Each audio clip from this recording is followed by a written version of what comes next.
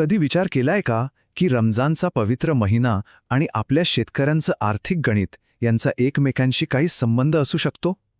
वरवर पाहता या दोन गोष्टींमध्ये काहीच साम्य नाही, पण यांच्यात एक खूप सुंदर आणि महत्त्वाचं नातं आहे. आज आपण तेच नातं उलगडून पाहणार आहोत. चला तर मग. म्हणजे बघा, एकीकडे आहे श्रद्धा आणि उपासना, दुसरीकडे आहे शेती आणि व्यापार. या दोन्ही गोष्टी पूर्णपणे वेगळ्या वाटतात नाही का? पण या दोन जगात एक असा धागा आहे जो सहजासहजी दिसत नाही. चला तोच धागा आज आपण शोधूया. तर ह्या सगळ्या नात्याची सुरुवात होते एका खास परंपरेतून. ती परंपरा आहे फलाहारची.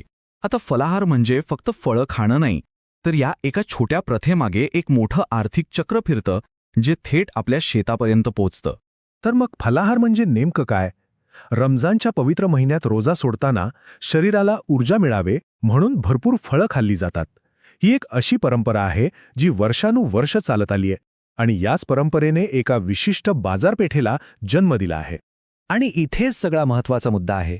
या परंपरेमुळे दरवर्षी अगदी ठरल्या वेळी फळांची मागणी प्रचंड वाढते. ही वाढ अचानक होत नाही, ती अपेक्षित असते, म्हणजे प्रिडिक्टेबल असते. आणि अर्थशास्त्राचा साधा नियम आहे, जिथे मागणीचा अंदाज बांधता येतो तिथे पुरवठ्याचं नियोजन करणं सोपं होतं. आता येऊया कथेच्या दुसऱ्या भागाकडे, आपल्या शेतकऱ्यांकडे. ही जी वाढीव मागणी आहे ती त्यांच्यासाठी एक मोठी संधी असते. आणि आपले शेतकरी ही संधी केवळ नशिबावर सोडत नाहीत, तर त्यासाठी एक पक्की योजना आखतात. त्यांची ही योजना साधारणपणे 3 टप्प्यांची असते.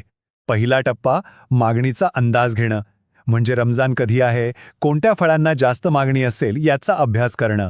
दुसरा टप्पा वेळेवर लागवड, हा अंदाज घेऊन हवामान बघून योग्य वेळी पेरणी करणं.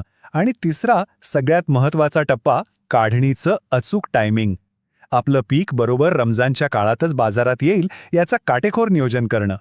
आणि याच नियोजनामुळे काही पिकांचं महत्त्व खूप वाढतं, जसं की काकडी, टरबूज, खरबूज. उन्हाळ्यात ही फळं शरीराला थंडावा देतात, त्यामुळे रमजानच्या काळात त्यांना प्रचंड मागणी असते. आणि म्हणूनच शेतकरी आपलं लक्ष खास करून ह्याच पिकांवर केंद्रित करतात. बरं, मग या सगळ्या नियोजनाचा आणि कष्टाचा परिणाम काय होतो? तर याचा परिणाम म्हणजे थेट आर्थिक फायदा.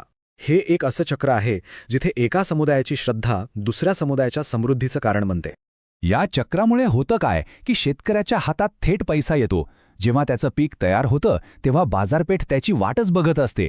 यामुळे मालाला चांगला भाव मिळतो आणि त्यांच्या कष्टाचं चीज होतं. हा काही योगायोग नाही, तर हे एक परफेक्ट आर्थिक मॉडेल आहे. अगदी बरोबर.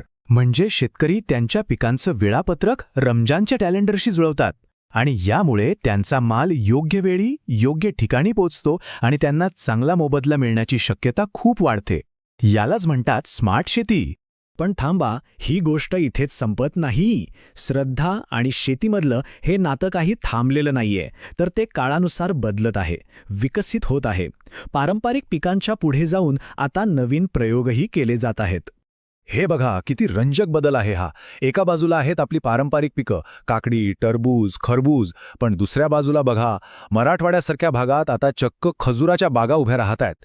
खजूर आणि रमजान यांचं नातं तर सगळ्यांनाच माहीत आहे. हीच संधी आता आपले स्थानिक शेतकरी ओळखू लागले आहेत. तर या सगळ्याचा अर्थ काय? एक जुनी धार्मिक परंपरा आजही तितकीच महत्त्वाची आहे. ती केवळ टिकून नाही, तर ती शेतकऱ्यांना नवीन काहीतरी करण्यासाठी प्रेरणा देत आहे. संस्कृती आणि अर्थव्यवस्था हातात हात घालून कशा पुढे जाऊ शकतात याचं हे एक उत्तम उदाहरण आहे. आणि जाता जाता एक विचार. आपल्या आजूबाजूला कितीतरी सण आणि उत्सव साजरे होतात.